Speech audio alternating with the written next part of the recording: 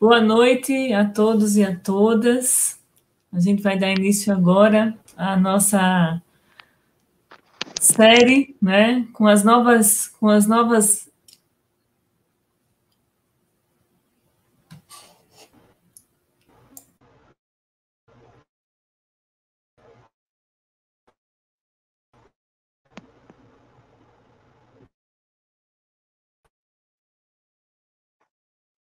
Ixi, acho que a Fabiola caiu. Bom, a gente começa hoje a segunda série de lives do NEL. Hoje a gente começa uma série sobre procedimentos em história oral, né? E começa falando da importância dos projetos para a formulação da história oral, né? Desde o primeiro manual do professor Sebe, a gente já trabalha com a ideia de que um projeto em história oral não é apenas fazer entrevistas, né? Ou seja, um trabalho com história oral não basta chegar e gravar entrevistas, né? Com um gravador digital ou nos primórdios há 30 anos atrás, né? Com um gravador de fita. A gente já entendia desde então que era preciso sistematizar projetos e definir critérios de como a gente ia montar os projetos em história oral. Então, a gente começa esse novo ciclo de lives com essa problematização aí, e isso, né, todas essas lives comporão um curso da plataforma Digital Plural. E eu acho que a Fabiola vai poder falar mais, porque ela conseguiu voltar, mas esse curso será um curso sobre procedimentos em história oral e um balanço dos 30 anos de experiência e dos trabalhos do Núcleo de Estudos em História Oral, agora Rede NEL, né?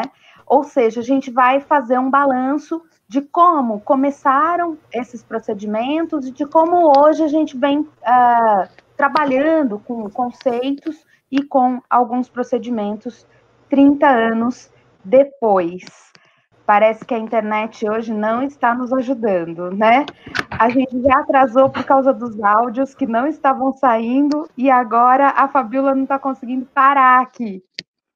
Mas, enfim, a gente vai tocando e a hora que ela voltar, ela será bem-vinda aqui conosco também. Bom, Andréia, você quer falar alguma coisa sobre o curso da Digital Plural para a gente, por favor? Olá, boa noite a todos, todas, todos. É um prazer a gente estar aqui com vocês nesse nosso novo ciclo, né, com o primeiro tema sobre a organização dos projetos. E essas lives, elas fazem parte do curso na plataforma Digital Plural UFABC, onde está abrigado o site da Rede NEL, Núcleo de Estudos em História Oral. Então, a gente vai colocar o link aí no chat, né, para o pessoal poder acessar o curso. E a partir do link tem a ficha de inscrição para o pessoal preencher e toda a sequência da nossa programação, que vai ser toda terça-feira às 19 horas. E aí, à medida que vocês assistem às lives, né, com os temas e as leituras recomendadas, tem o diário para preencher, né, para você compartilhar as suas impressões sobre os materiais de estudo e também compartilhar as suas experiências, os seus projetos.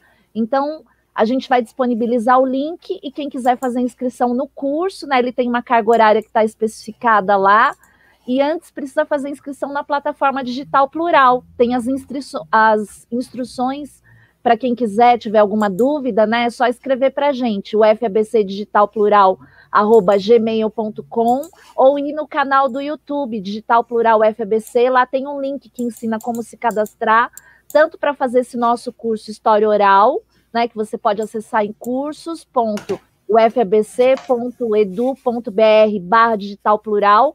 Logo lá na capa tem esse botão para o curso e vários outros cursos, inclusive o último que a gente fez, que foi de História Pública e Comunitária, que também está disponível lá. Acho que a Fabiola já voltou, né, Fabiola? Conseguiu aí? Acho que voltei. Vocês estão me ouvindo bem? Sim. Eu peço desculpa, gente. Acho que a minha internet deu alguma falhada e também o computador a gente está se adaptando a essa nova máquina. Mil desculpas. Eu vi que vocês já introduziram, né? Fizeram a apresentação das lives e a Andrea já fez a apresentação também do curso na plataforma, não é? Na plataforma digital, falou dos diários. Eu peguei o finalzinho e imagino que a Suzana deva ter dado as boas-vindas.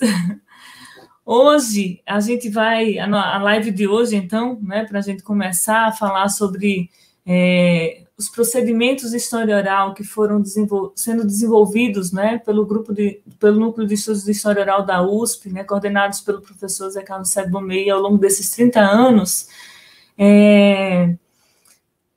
O tema de hoje, né, é precisamente o começo, né, onde o que ele define como sendo o começo de tudo, né, para que a gente pense em fazer história oral, né, porque a primeira coisa que a gente aprende quando a gente se encontra com o SEB, com o NEL, com esse grupo, é de que a história oral não é simplesmente você empunhar um gravador e sair fazendo entrevistas, né, mas precisamente é necessário que a gente tenha um projeto de pesquisa, um projeto de história oral definido, porque nele a gente vai contemplar uma série de conceitos, né, que vão nos ajudar, então, a conduzir da melhor maneira possível a construção dessas narrativas, né? Então, o projeto é onde a gente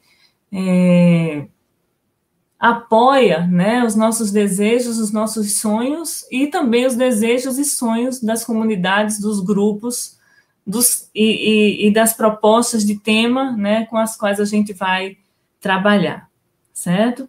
E então, o nosso tema de hoje é a importância do projeto de história oral e os gêneros de história oral, porque tem tudo a ver, não é?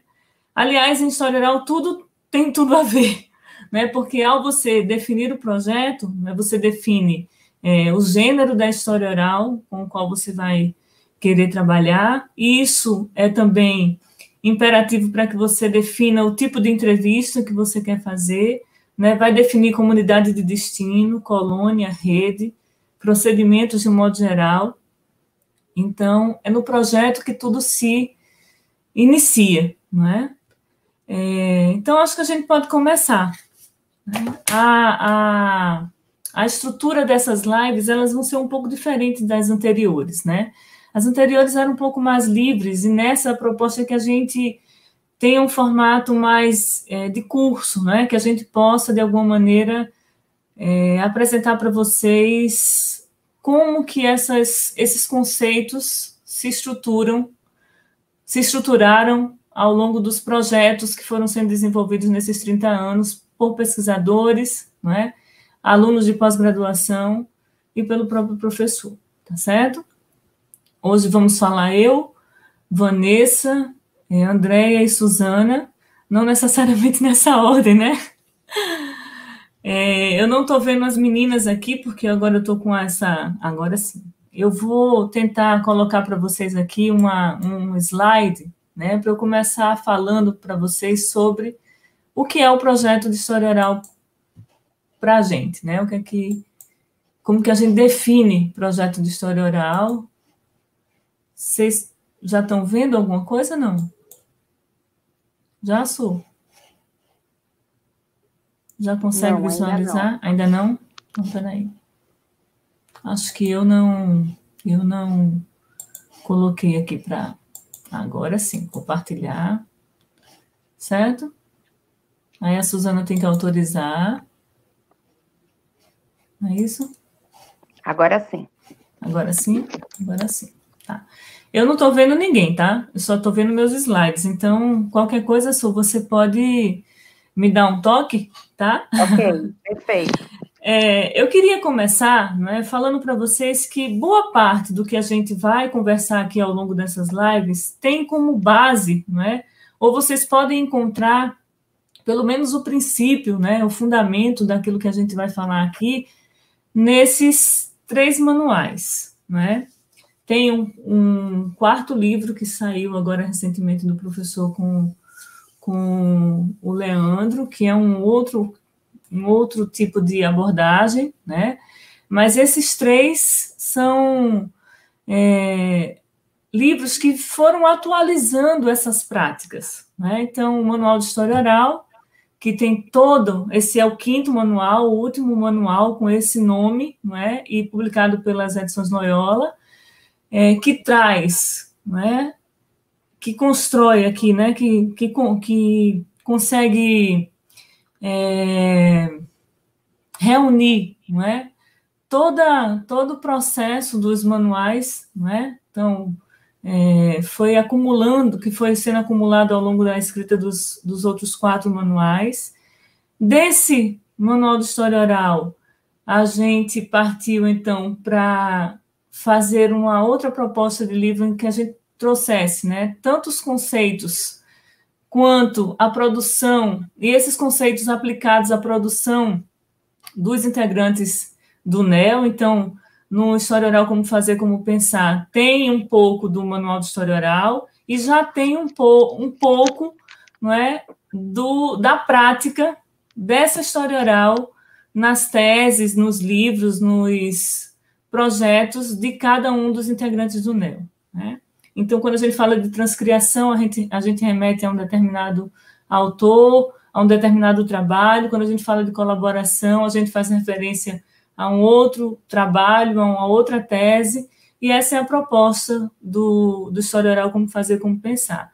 E aí vem, então, o da Suzana, com o professor Sérgio, o Guia Prático da História Oral, porque, além da gente pensar conceitos, né, ele retoma, então, aquelas 5 perguntas, né, história oral de quem, para quem, como, por quê, quando, né, e aí a necessidade, então, de se pensar essa história oral fora dos muros da universidade, porque isso era algo concreto nos trabalhos, mas isso ainda não tinha sido sistematizado, e aí ele faz essa sistematização junto com a Suzana, tão importante, né, para empresas, universidades, comunidades, famílias.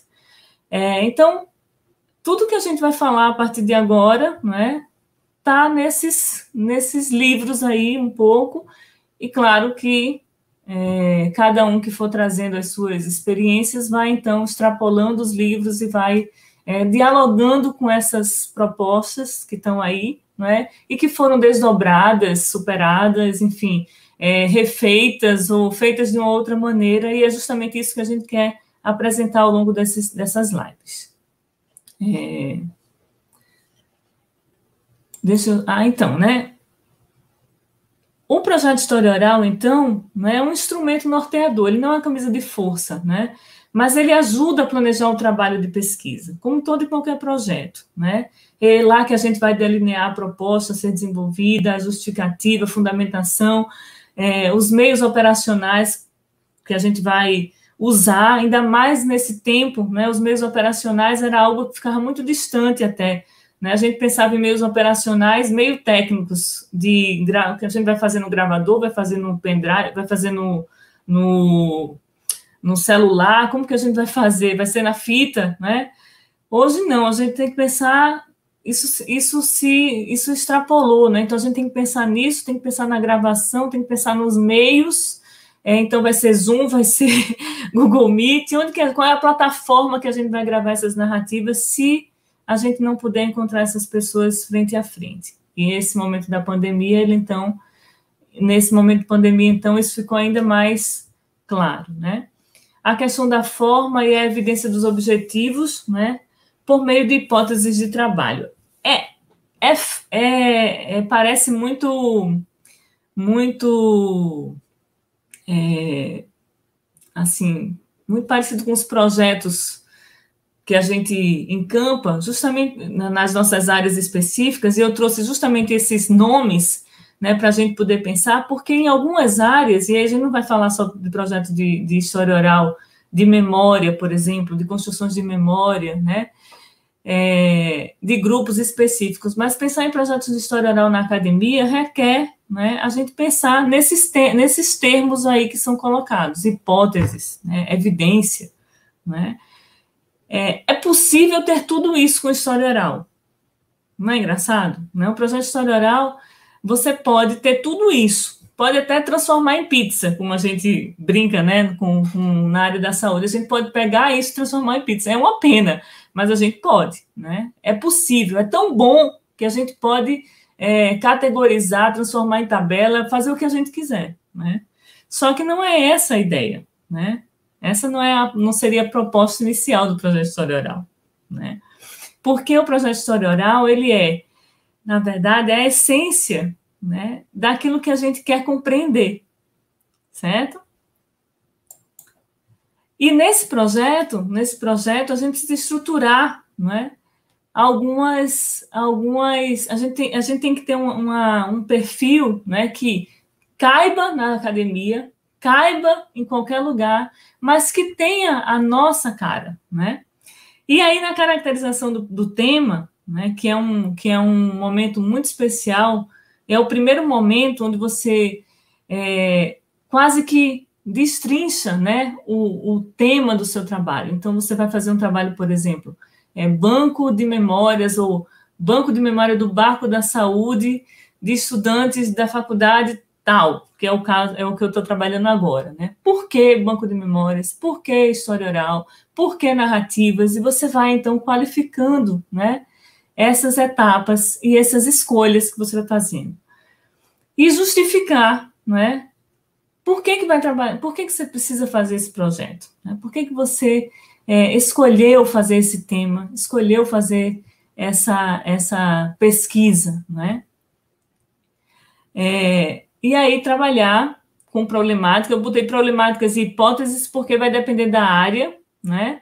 E a gente tem aí um comitê de ética para poder passar por ele, né? Isso tem que ser considerado. Tem uma plataforma Brasil para passar por ele. Eu estou sendo bem prática porque são coisas que chegaram até mim, né? Nesse processo. E a gente tem que aprender a lidar com essas coisas que são da prática cotidiana de se fazer pesquisa nas nossas universidades, né? Corpus documental e objetivos, procedimentos, bibliografia, cronograma, igual a todo outro, né? Mas em procedimentos, e está destacado aqui, eu poderia dizer que é o espírito, né, do nosso projeto de história oral. É onde tem, então, a caracterização e a conceituação daquilo que vai distinguir um projeto normal, né, de uma pesquisa qualitativa, de um projeto de pesquisa qualitativa em história oral.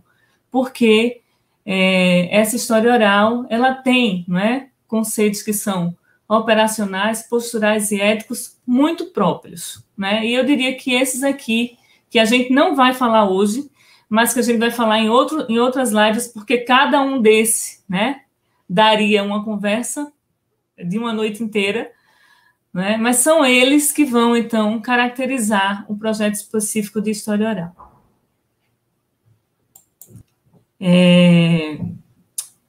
Procedimentos, né? Porque quando a gente determina, né, quem a gente vai estudar, quem a gente vai, com qual grupo a gente vai trabalhar, qual é a comunidade, né, a nossa comunidade de destino, a gente está definindo, né, os procedimentos, está estabelecendo quem são os nossos colaboradores, certo? E essas coisas todas se interligam, tá? Eu vou parar aqui, porque, na verdade, acho que a Vanessa agora vai, então, entrar justamente com essa parte mais conceitual. Não é, Vanessa? Você está me vendo aí?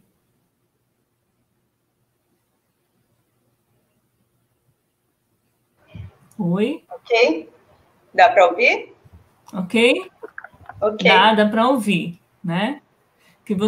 Na parte que você... Eu vou tirar esse meu slide e vou colocar o seu, tá bom? Ok. Enquanto então, no projeto... Isso, vai se apresentando. Só para fechar, então, essa primeira parte, né? É no projeto que a gente estabelece todas essas... Né, toda essa parte mais operacional, né? Que a gente define, né? E apresenta quais são as nossas intenções, né? Do que a gente quer compreender com o encontro com essa comunidade, com esse tema, com esses grupos, ok? Que a gente vai trabalhar. Deixa eu tirar aqui e deixa eu parar de compartilhar. Olá, pessoal, boa noite a todos e todas. Eu sou a Vanessa e eu vou conversar com vocês um pouquinho sobre alguns conceitos operacionais, né, que ajuda a estruturar o projeto de história oral e a pensar as entrevistas.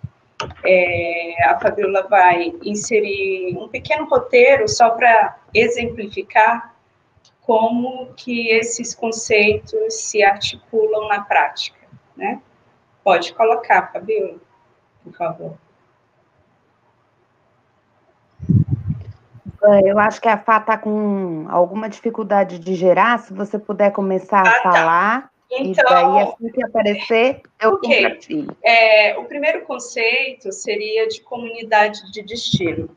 Na verdade, esse conceito, ele foi pensado, né, ele está aqui, eu retirei a quinta edição do Manual de História Oral, e é um conceito que o professor Sebe trabalha nesse manual, mas ele tem uma origem um pouco anterior, né, ele vem dos estudos da sociologia francesa, do Maurice Halbwachs, não sei se é essa a pronúncia certa, com o livro A Memória Coletiva.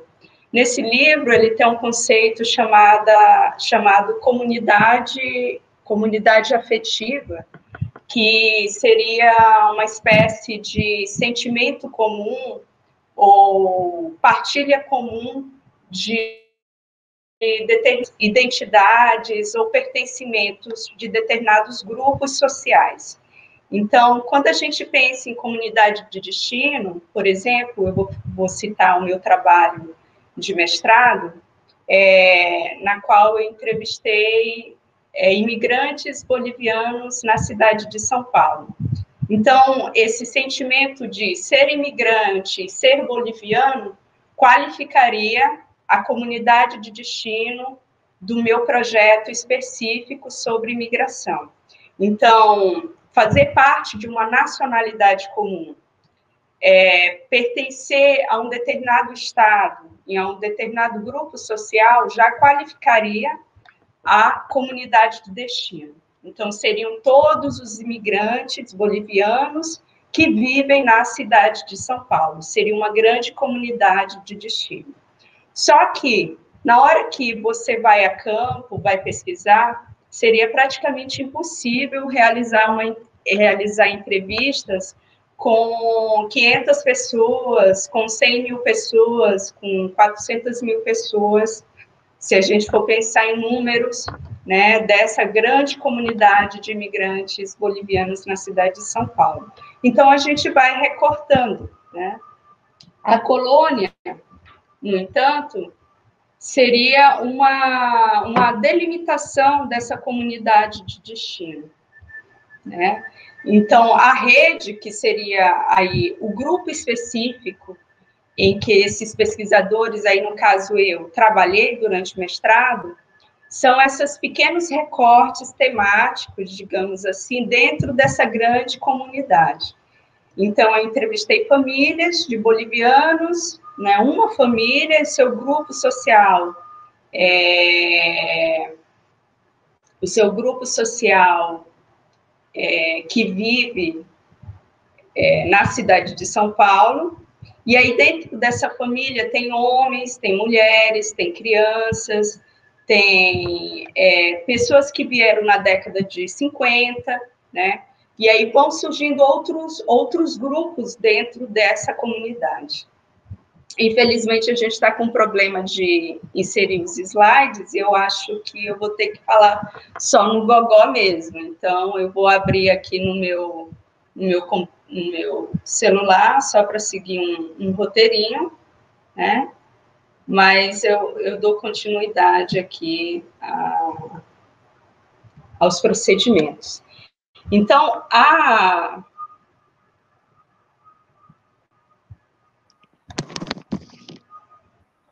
Acho que deu certo agora. Okay. Então, você está conseguindo ver? Então, a colônia seria definida aí pelos padrões gerais da parcela de pessoas que fazem parte de uma determinada comunidade, né?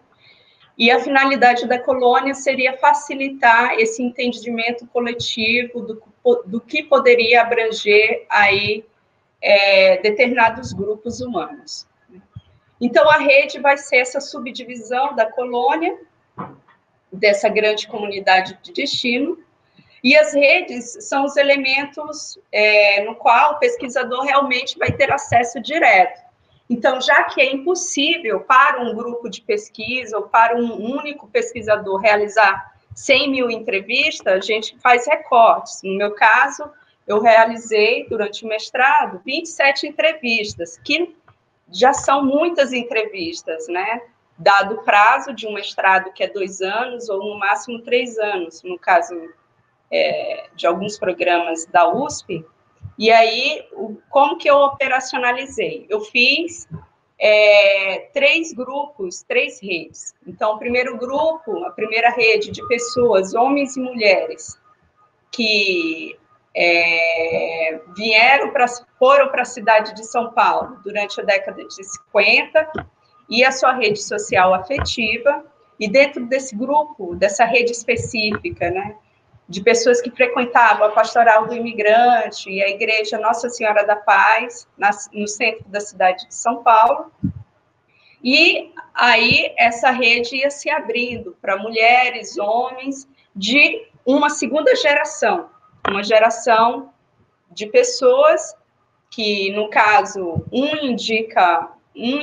uma pessoa iria indicando outras, né? E aí é uma rede que foi bem estruturada, porque cada um foi indicando uma pessoa que eu fui entrevistar na decorrência do projeto. E, nesse momento, a rede que eu criei no Brasil, foram entrevistadas 17 pessoas, né? Só na cidade de São Paulo. Na época, o meu projeto, ele tinha como intuito compreender essa relação entre a comunidade familiar, essa rede familiar que se constituiu no Brasil, e tinha um mote de tentar compreender como que essa família boliviana mantinha ou não esse contato com a família de bolivianos que permaneceram na Bolívia dentro desse contexto específico do meu projeto de pesquisa. Isso no ano de 2000, entre o ano de 2008 e 2010, né? Contudo, ao chegar na Bolívia, quando eu fui fazer a pesquisa de campo lá, o meu projeto ele mudou, porque algumas pessoas eu não consegui contato com essa família, no caso a família Patsy, que eu consegui entrevistá-los no Brasil. Algumas pessoas estavam enfermas, doentes, e aí eu tive que redefinir o meu problema de pesquisa, né? E, na época, havia a possibilidade de fazer algumas entrevistas temáticas. Então, toda essa rede aqui, vocês vão ter uma aula específica sobre história oral entrevistas sobre história oral de vida, história oral temática, foram realizadas a partir da perspectiva de história oral de vida, né? As entrevistas que eu realizei na Bolívia, contudo, já foram com recorte temático, né? Então, fui entrevistar, já que eu redefini o meu projeto, eu fui entrevistar pesquisadores que trabalhavam com imigração de bolivianos para outros países, não somente para o Brasil. Então, pesquisei 10 pesquisadores, né? Inclusive também um integrante de uma família, na verdade, que era irmão de uma boliviana, Dona Maria, que eu entrevistei na cidade de São Paulo, Dona Rose, desculpe. E aí eu consegui perceber algumas questões que atravessavam a história dessa família. Então, só para explicar, né, que a rede ela é o elemento objetivo, aquilo que nos aproxima diretamente aos temas que a gente escolheu para estudar. Então, se a gente quer entrevistar, por exemplo, imigrantes chilenas na cidade de São Paulo, você, é óbvio, depois de fazer um aprofundamento bibliográfico, de saber quais são os trabalhos que existem dentro desse campo, você vai criando as suas redes. Então, mulheres chilenas na cidade de São Paulo, mulheres chilenas na cidade de Campinas, mulheres chilenas que vieram durante a década de 50 ou que vieram para o Brasil durante a década de 90. Então, há vários recortes que você pode efetuar na rede. Pode ser geracional, pode ser de gênero, pode ser questões sociais, né? Pode ser questões relacionadas à raça, etnia. Então, é possível ir recortando à medida em que o seu problema aponte determinadas questões, né? Então, só para mostrar o outro slide, Fabíola, fazendo um favor. Pode passar, por favor. Isso daqui, na verdade, essa rede, ela não é uma rede como a anterior, né, na qual cada um ia indicando um, né, então tinha uma rede quase que genealógica ali, também cronológica. Aqui, eu fui criando a rede, né, e aí fiz, na verdade, um diagrama para compreender como que isso foi realizado durante a pesquisa de campo.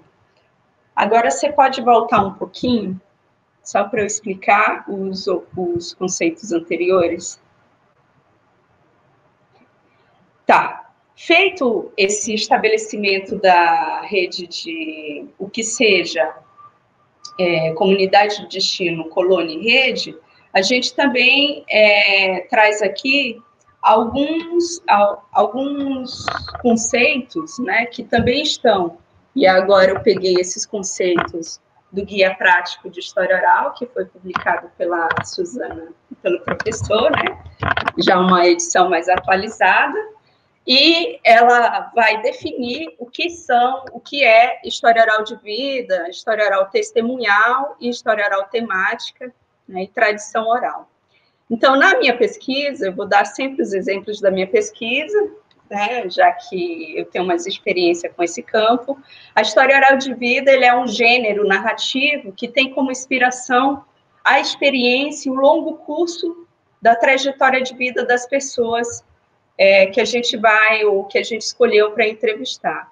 Ela vai se debruçar sobre essa experiência do sujeito, né, sempre numa relação sujeito-sujeito, então eu, sujeito, entrevistando outros sujeitos, de preferência, né, que seja pessoal, que seja um encontro marcado, né, negociado anteriormente, só que, como a gente está vivendo também um contexto de pandemia, há pessoas que estão sendo entrevistadas via internet, né, com entrevistas gravadas. Eu tive a experiência de ter feito uma entrevista gravada pela internet, ainda num projeto que eu trabalhei com a Suzana também, com imigrantes contemporâneos, né, na cidade de São Paulo.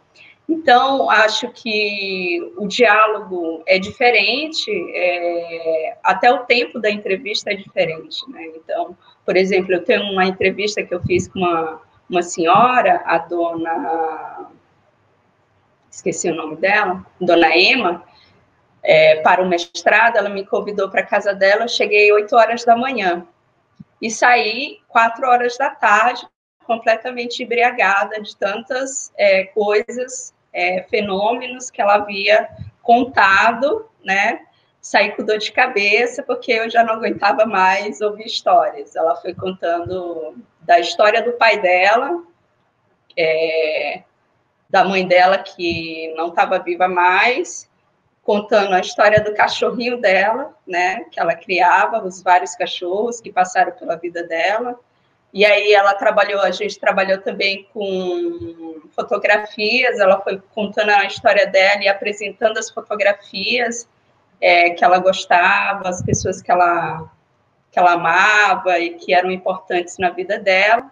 Quando eu transcrevi essa entrevista, ela tinha 85 páginas, só que isso seria impossível de editar ou levar para uma dissertação de mestrado. Eu reduzi, acho que na época, para 40 páginas, e ainda assim eram muitas coisas, né? Então, a história de vida, ela tem esse compromisso com compreender essa totalidade da vida do sujeito. Só que é óbvio que cada projeto, a depender dos seus objetivos e da sua problemática, você vai fazendo escolhas, né? Então, geralmente, a história oral de vida, ela trabalha com estímulos, perguntas mais amplas. Você não tem esse objetivo direto de tentar compreender um único fenômeno ou uma única pergunta, e a pessoa, em algum momento, vai falar sobre as questões que lhe interessam, né? Geralmente isso aparece. E se ela não falar, você se sente, ou no segundo encontro, e eu vou dar o exemplo de outra entrevista, da dona Marta, boliviana também, que eu tive mais de 15 encontros com ela durante o mestrado. Então, até eu conseguir a entrevista dela, demorei 1 ano. E depois que eu consegui a entrevista com ela, ela me apresentou a rede afetiva, né, a comunidade de destino dela em São Paulo. E aí eu fui compondo as outras entrevistas. Então, a entrevista dela foi uma entrevista de história oral de vida em vários encontros, foi múltipla, e ela também foi falando de outras questões, que não só da vida dela, né, de outros problemas que outros bolivianos enfrentavam em São Paulo no seu dia a dia. Mas mais isso, a história oral testemunhal eu nunca tive a oportunidade de trabalhar. Ela é um gênero, digamos assim, ela é caracterizada por narrativas, consequências aí de traumas, né? Então, por exemplo, a ditadura militar, pessoas que vivenciaram aquele período, que foram perseguidas, e aí teríamos uma rede de pessoas, ou pessoas que foram torturadas, então há marcas profundas, não somente no corpo e na memória desses sujeitos, mas também a história oral testemunhal, ela tenta documentar e propor análise dessas violações, né, que foram acometidas a esses sujeitos. E ela tenta também, por meio de um processo de rememoração e também de construção de políticas públicas, quando existe isso, fazer uma reparação histórica dessas questões, né? Então, um exemplo bem claro desse fenômeno seriam aí esses projetos em torno da pandemia da Covid-19, né? Não tem como negar que isso é um trauma coletivo, contemporâneo, do mundo, inclusive da sociedade brasileira. 110 mil mortes, é um problema seríssimo aí que deve ser pensado, e essas famílias que foram acometidas pela Covid, que perderam pessoas queridas, amigos, familiares, se a gente fosse pensar num projeto sobre essas questões, daria para pensar num projeto de história oral testemunhal, uma vez que essas memórias vão ser atravessadas por traumas que são coletivos, mas que também atravessam a dinâmica da vida pessoal desses sujeitos, né?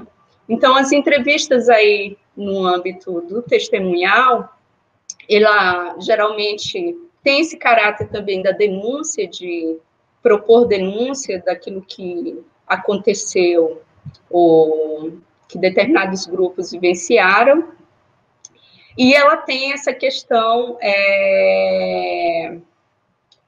de trazer à tona os silenciamentos, né, os apagamentos de determinados grupos humanos. A história oral temática, acho que a história oral temática, pessoal, é a que é mais praticada dentro das instituições acadêmicas, não só na área de história, mas também na sociologia, na antropologia, na psicologia, né? Em várias áreas. Por quê? Porque geralmente são perguntas, ou o pesquisador tem um tema específico, por exemplo, os sonhos da classe trabalhadora na cidade do Acre, durante a pandemia, por exemplo. Então, você tem um tema específico e pode fazer um roteiro com perguntas específicas e depois da pandemia tentar, ou durante a pandemia, fazer um blog, né, aqui na internet, construir um blogzinho e pedir que as pessoas comentem ou narrem os seus sonhos durante a pandemia, que envolvam aí questões relacionadas ao trabalho. Então, pode aparecer pessoas narrando historinhas sobre sendo perseguidas pelo patrão, porque foram obrigadas a trabalhar com todos esses equipamentos de segurança. Então, quando você faz um trabalho com história oral temática, você quer elucidar um problema específico, e aí, geralmente, as perguntas podem estar relacionadas aos seus objetivos específicos e as questões que você quer resolver e quer cotejar com a sua bibliografia, né? Então, você pode trabalhar com uma história oral híbrida e cruzar documentos quantitativos, né, documentos iconográficos.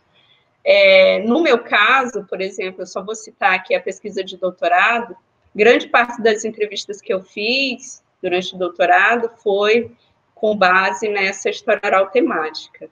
É óbvio que eu fiz algumas entrevistas com história oral de vida, pessoas, né, com imigrantes, mas eu queria responder naquele momento questões específicas relacionadas ao mundo do trabalho, questões de gênero. E eu percebi, por exemplo, quando eu fui entrevistar pessoas que trabalhavam nas instituições do Estado, advogados, psicólogos, né, que assessoravam os imigrantes, que não ia funcionar a entrevista de história oral de vida com eles, porque o problema não era a vida deles, era como eles agenciavam a vida dos outros, né, dos imigrantes. Então, havia aí uma relação de história oral temática e como que eu iria trabalhar isso depois. É óbvio que eu trabalhei com um roteiro mais aberto, né, que cabia a outras questões, que não somente a imigração, mas havia um roteiro mais específico. A tradição oral, pessoal, é um gênero bem difícil, diria, de se fazer. Assim, eu conheço poucos trabalhos no Brasil, talvez tenha que ler mais aí os trabalhos da antropologia, para pensar sobre essa prática, né? Então, a tradição oral, ela envolve um tempo maior do pesquisador em campo, ela tenta pensar, né? Tenta se debruçar sobre as narrativas que se pautam em um passado longínquo, que se manifestam por meio da cultura, né? Ou seja, pensar nesse cotidiano por meio de práticas sociais, e aí as artes do fazer, as artes de como que essa cultura é modificada pelo tempo, como que ela é continuada, né? E aí eu vou dar um caso, vou citar o caso, 2 casos, né? O primeiro seria o Canto de Morte Kaiowá, eu tenho esse livro, mas eu esqueci de pegar, aí que o professor publicou ainda durante a década de 90, se eu não estiver enganado, em 1991, é um livro que já tem aí uma longa trajetória, na qual o professor Sebe estava querendo compreender o suicídio coletivo dos índios Kaiowá, né? A professora Suzana está aí mostrando, e como que os próprios indígenas, né, de Dourados e das comunidades ali dos arredores, no Mato Grosso do Sul, interpretavam e compreendiam esse suicídio. E por que o Canto de Morte, né? Porque várias entrevistas, é um livro muito bonito, inclusive tem até algumas construções sobre os procedimentos da história oral, assim, né, bem antigos, e o que fica claro é que, primeiro, não existe uma noção de individualidade, né, quando você vai trabalhar pelo menos com grupos indígenas, essa noção do coletivo, ela é muito mais ampliada. E outras noções vão aparecendo. A noção de tempo, inclusive já existe até uma discussão na própria historiografia sobre como que os historiadores poderiam se beneficiar se estudasse o tempo, outros tempos a partir de outras perspectivas indígenas, né? Tem trabalhos aí, eu li uma tese de uma antropóloga chamada, esqueci o nome dela, que ela vai trabalhar a dimensão temporal dos Kaiowá do Mato Grosso do Sul, né, dialogando com historiadores, e aí você percebe que não existe essa continuidade entre passado e presente e futuro. O passado e o futuro, eles vão ser redimensionados nessa dimensão do presente, mas a tradição oral, ela, e aí eu vou citar outro trabalho, classicão, né, sobre tradição oral, que é aquela coleção da Unesco, tem o primeiro volume, tem um texto clássico do Jean Vansiná, né, que é um antropólogo que viveu na África com uma determinada comunidade étnica por mais de 30 anos. E ele tem, os trabalhos dele de uma vida toda, onde ele vai pensar essa comunidade e essas dimensões variadas de tempo, de cultura, de tradição, a língua, né, os hábitos. Então, essa dimensão, ela exige um envolvimento muito maior do pesquisador, né?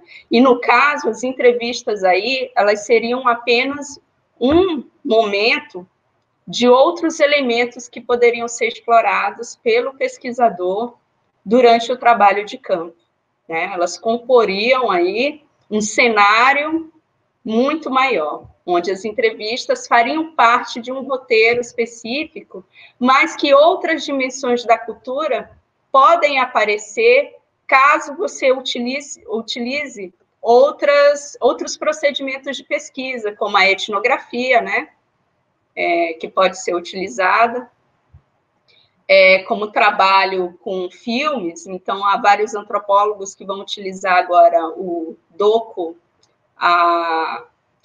vídeos documentais, né? Então gravam entrevistas e vão editar aí esse material.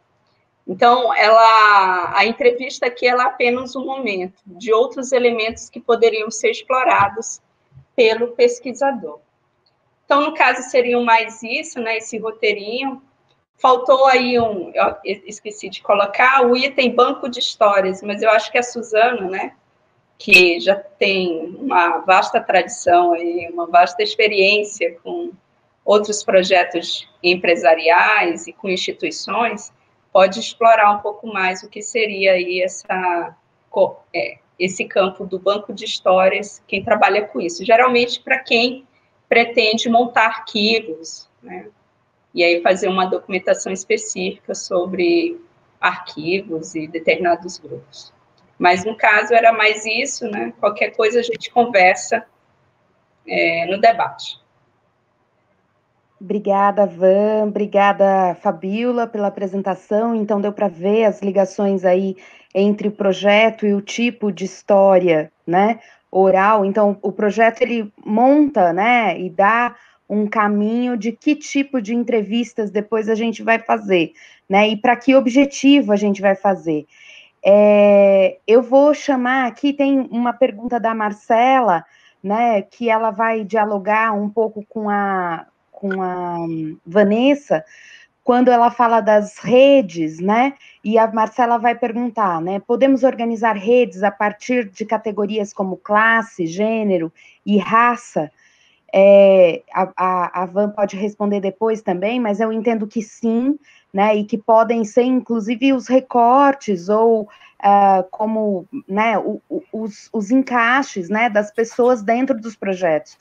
E a gente já veio falando aqui em outras lives, né, da ideia de interseccionalidades também. Então, acho que nos próximos projetos, acho que nos primeiros projetos a gente um pouco recortou, né? Etnicidade, raça, classe, gênero, mas talvez a gente nos próximos, né, para fazer projetos mais do terceiro milênio, a gente possa pensar em classe e gênero, raça e gênero, e classe. Então, eu gostaria de falar sobre isso, porque a gente tem já esses projetos, né, com esse conceito de interseccionalidade.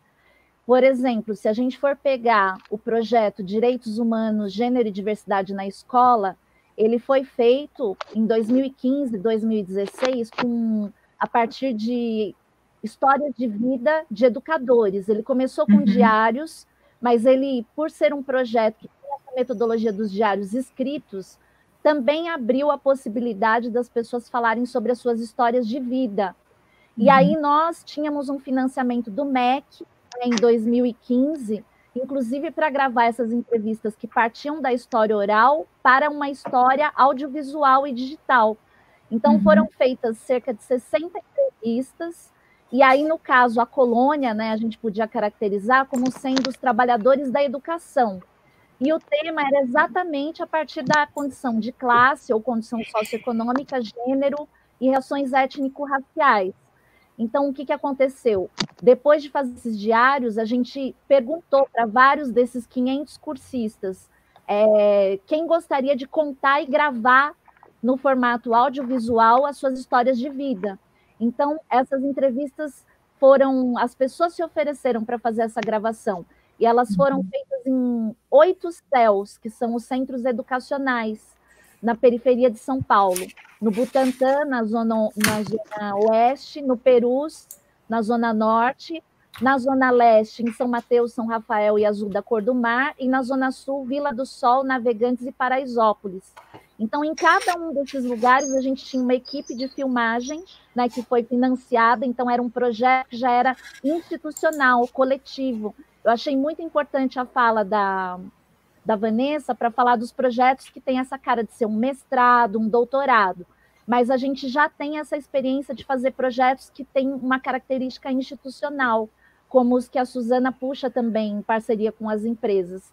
Então, nesse projeto que a gente fez, a gente enfrentou uma outra questão, que é a questão da mudança tecnológica. Eu acho que isso é importante, né? Muita gente fala, mas você faz em projeto de história oral, só que as entrevistas de história de vida estão todas lá no canal do YouTube, né? Gênero e Diversidade na Escola, o FABC. Você pode ver na íntegra entrevistas que têm meia hora e mais de 2 horas de duração.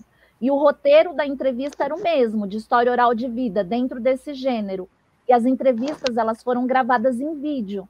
Então, você tem uma oralidade que dialoga com uma visualidade, um enquadramento, um suporte que puxou mais para cá as tecnologias. E aí eu queria lembrar que a gente agora, na pandemia, fazendo o curso Direitos Humanos, Gênero e Diversidade na Pandemia, passou a utilizar uma mescla, né, do gênero história oral temática com história oral de vida, e passou a gravar todas as quartas-feiras, às 20h, as falas, né, os diários falados das pessoas que participam desse curso na plataforma digital Plural FABC. Então, se o pessoal for lá no canal Digital Plural FABC, vai encontrar, acho que não sei mais, já tem uns 13, 14 vídeos. Cada vídeo desses tem, em média, 2 horas de duração, com 10 pessoas contando os seus diários, e tem essa característica interseccional, né, que é esse conceito trazido pela Kimberly Crenshaw, que coloca, né, que quando a gente sobrepõe as categorias de etnicidade, gênero, sexualidade, condição socioeconômica, o caleidoscópio das desigualdades vai se transformando. E aí o protagonismo de pessoas diferentes trazem experiências diferentes sobre as mesmas condições, aparentemente, que vão se transformando. Então, conforme muda a interlocutora, né, a mulher negra, a mulher dos povos nativos, o homem negro, o homem branco, a mulher socialmente reconhecida como branca, o mesmo tema muda de figura. Então, eu acho que dentro dos projetos que a gente faz, por todo esse percurso, a gente passou daqueles que começaram no Núcleo de Estudos em História Oral da USP, que eram de orientação né, de um professor na graduação e na pós-graduação. Todas as pessoas que estão aqui passaram por esses rituais acadêmicos e, ao se formarem, se constituírem como professoras, como pesquisadoras nas instituições, passaram a fazer esses projetos coletivos também. E o que a gente observa é que, ao fazer os projetos coletivos, você constrói redes que são muito plurais. Esse é outro ponto para a gente colocar. Se constroem várias redes a partir de uma rede maior, né? E aí é importante a gente dizer que é um trabalho que não dá mais para ser feito por uma pessoa só. Então, muitas pessoas participam desse processo de filmar uma entrevista, transcrever uma entrevista, editar ou transcriar uma entrevista, disponibilizar, colocar a público como banco de histórias ou como livros. E aí, nesse sentido, a história oral passa a fazer parte de projetos que têm uma característica coletiva, complexa, e que depende muito do tipo de registro que você quer consolidar como uma história do nosso tempo. Então, esses projetos que eu dei o exemplo aí, eles acabam fazendo parte de uma história digital, uma história pública e comunitária, como a gente falou na sequência das lives anteriores, porque hoje todos os suportes, né, passam por isso. Antes a gente tinha os suportes analógicos, então os nossos projetos eles já têm que pensar nisso, né? Eu vou precisar de equipe para filmar, ou eu vou fazer uma gravação individual. Tudo isso eu vou ter que colocar no projeto. Eu planejei fazer 50 entrevistas, apareceram 60 pessoas para entrevistar. Então, o meu projeto vai mudar o seu cronograma, vai mudar as formas de divulgação. Então, acho muito importante a gente colocar isso para mostrar essa evolução nesses 30 anos, né? Desse panorama. E dizer para as pessoas que estão começando a fazer projetos que elas precisam dimensionar a escala do que vão fazer de acordo com o que elas vão apresentar como resultado final, por mais que isso se modifique no processo. Se você está fazendo um TCC, qual é a escala do seu projeto para dar conta no tempo que você tem? Se você está fazendo um mestrado, que antes era de 4 anos, né? A Vanessa falou, nossa, eu fiz um mestrado de 4 anos do século passado. Então, o mestrado que eu fiz tem 2 volumes, total 700 páginas. E tinha uma entrevista com 120 páginas e outra com 30 páginas. Então, isso eram mestrados do século passado. Hoje em dia, você não faz mais mestrado, você não tem tempo para fazer. Você não consegue achar nenhuma banca que vai ler um trabalho de 700 páginas. Mas, exatamente, um trabalho como esse, muitas pessoas me perguntam, poxa, você fez um trabalho como esse, e o que aconteceu? Aconteceu que 20 anos depois do trabalho que eu fiz, ele ainda é consultado para tratar dos temas referentes à colônia e à rede que estão lá, que eram os militares nacionalistas de esquerda. Então, como tinha pessoas lá desde a época do levante tenentista até a ditadura de 1964, as pessoas vão procurar as histórias que nós fizemos para trabalhar os mais diversos temas. Segunda Guerra Mundial, campanha do petróleo, ditadura, processo de redemocratização, levante tenentista. Então, assim, o que eu estou querendo dizer é que muita gente se pergunta, por que vocês não focam na análise, num projeto, e focam na construção das histórias? Porque nós acreditamos que as histórias possibilitam, além da nossa análise, muitas outras. E essa é uma das grandes vantagens de se construir projetos que partem da história oral. Você não ser dono da verdade sobre a história alheia. Você poder criar diversas narrativas que vão abrir campos e possibilidades de estudo sobre diversos temas. Mas, acima de tudo, a gente vai respeitar o que as pessoas quiseram falar, o que elas quiseram autorizar que aparecessem no nosso projeto. E esses serão temas para outras lives que nós vamos fazer. Eu sei que a gente já está chegando no limite, né? Mas, assim, eu só queria marcar uma coisa que eu devia ter falado no final e acabei não falando na minha parte lá do projeto, é que se tem algo que é diferente no projeto de história oral e que eu acho que é isso que, mais do que qualquer escolha de gênero temático, né? Porque os gêneros que a Vanessa apresentou, né? História oral de vida, história oral testemunhal, história oral temática, história oral tradição oral, é a centralidade e a importância das narrativas e dos colaboradores no projeto. Ou seja, tudo parte das narrativas. Tudo parte das narrativas. Não tem um a priori. A única coisa a priori é a nossa ideia, a nossa intenção mas quando a gente precisa se deixar levar pelo projeto, se deixar modificar pelas narrativas, não é? O que elas nos trazem, o que elas nos propõem, o que elas nos apresentam. Às vezes a gente tem que dar uma guinada de 180 graus para poder e mudar tudo, porque a gente achou que ia fazer uma coisa e a pessoa disse, não é isso que você quer, é isso que você quer, mas não é isso que eu quero, que é isso que a Andréa está falando. Fabiola, inclusive, vocês estavam falando da comunidade Destino, eu separei um trecho aqui do famoso livro da Ecléa Bose, né, que é Memória e Sociedade, onde logo no início ela coloca isso que a Fabiola está falando em termos de diálogo lá com Maurice Hausbach, né? É preciso que se forme uma comunidade de destino para que se alcance a compreensão plena de uma dada condição humana.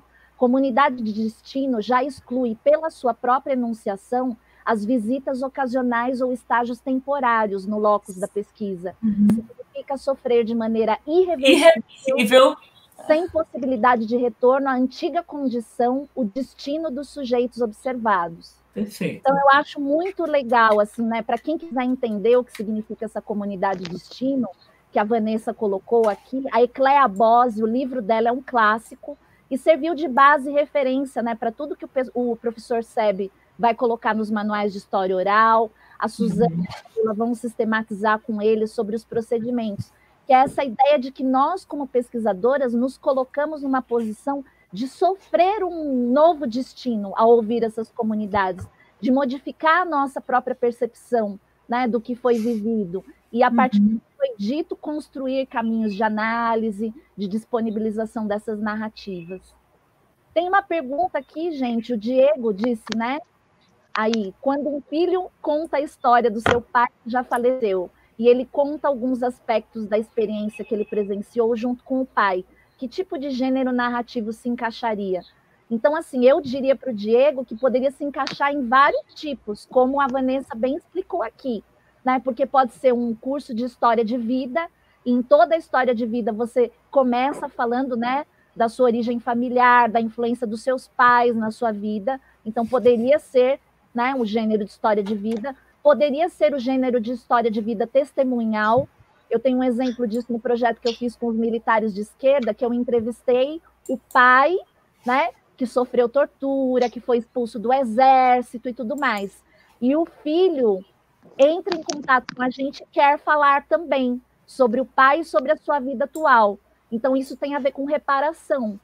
Também poderia se encaixar no gênero temático, porque o tema poderia ser o que o meu pai, né, o que os pais, como os pais aparecem nas histórias dos filhos, poderia ser um tema e ser um recorte. E também poderia, fundamentalmente, ser de tradição oral, porque tradição oral pressupõe ouvir os avós, os bisavós, os pais. Então, tudo vai depender, o que define, né, o que é importante a gente dizer, o que define não é o gênero que você escolheu para fazer entrevista, mas o foco que você deu no seu projeto para abordar o tema. E se você deu um foco no seu projeto para abordar um tema, escolher um gênero, e o gênero foi extrapolado, a nossa questão para vocês é como você vai incorporar isso no projeto. Porque o que a maioria dos pesquisadores, infelizmente, faz é assim, isso não se encaixa no meu projeto, então eu vou jogar fora. E, às vezes, é a riqueza dessa extrapolação, né, de transitar entre vários gêneros, que vai trazer coisas que o seu projeto traz de forma única, que nenhum outro trouxe ainda. Eu só queria alertar uma coisa, gente. Para a gente não confundir, né, gênero narrativo com os gêneros de história oral, porque são coisas diferentes. Se você for pensar em termos conceituais, né, pessoal da teoria literária, então, quando a gente fala gênero narrativo, a gente está incluindo aí biografia, romance, epopeia, né, conto, né? Então, o que a gente está falando aqui é dos gêneros de história oral, né, que se encaixa. E aí a gente pode fazer, na transcriação, a gente pode usar qualquer um desses outros gêneros, mas só para marcar esses eles dialogam, né? Como a gente falou. Eles dialogam, com certeza. E, às vezes, um gênero de história oral abarca vários gêneros. Gêneros narrativos, exatamente. Perfeito. Acho que é isso. Bom, pessoal, eu espero que todo mundo tenha aproveitado um pouco, né? Como a gente pôde, né, detalhar aqui, mostrar a ideia, um pouco dizer que existem esses conceitos são norteadores da nossa prática, mas, evidentemente, eles têm que, a partir da pesquisa, eles têm que ser pensados e refletidos a partir do fazer da pesquisa, né? Como a Fabíola tão bem falou, e como a Andrea, né, ao responder a pergunta do Diego, né, depende do projeto, depende do desenvolvimento de como isso se dá na prática de pesquisa. Então, é a partir das narrativas que a gente vai fazer essas reflexões, e muitas vezes, né, acho que é bom que a gente fale, tanto nos projetos coletivos quanto individuais, as próprias premissas que a gente tinha no projeto vão sendo derrubadas ao longo da pesquisa. E daí precisa de muita coragem do pesquisador para, quando tem bolsa, quando tem, né, num projeto individual no tempo que tinha bolsa, a gente justificar, né, por que mudou.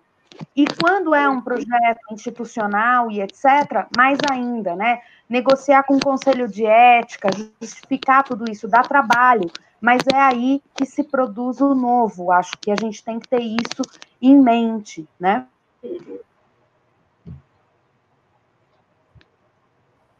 Travou. Então, a gente tentou aqui como que o projeto é norteador, mas como que ele é importante para esse fazer da história oral. Bom, espero que tenha sido bom para todo mundo e a gente se encontra na terça-feira que vem, não é isso, Fabíola? Isso mesmo, gente. E aí, na próxima terça-feira, a gente já vai entrar, né, no tema, vai aprofundar um pouco essa questão dos procedimentos, das concepções teóricas, de experiência e memória. Acho que é esse próximo que a gente vai trabalhar. Quem quiser acompanhar toda a sequência de temas, entra lá na plataforma Digital Plural, né, que a gente colocou logo na página inicial lá de cursos.fabc.edu.br/Digital Plural, tá lá, História Oral. Aí já tem lá o curso para quem quiser fazer em formato de curso, essas lives, né? É só você clicar lá na ficha de inscrição, acompanhar a sequência que tem lá. Inclusive, a primeira unidade foi na semana passada, a apresentação do aplicativo. O pessoal também pode estar fazendo o curso pelo aplicativo.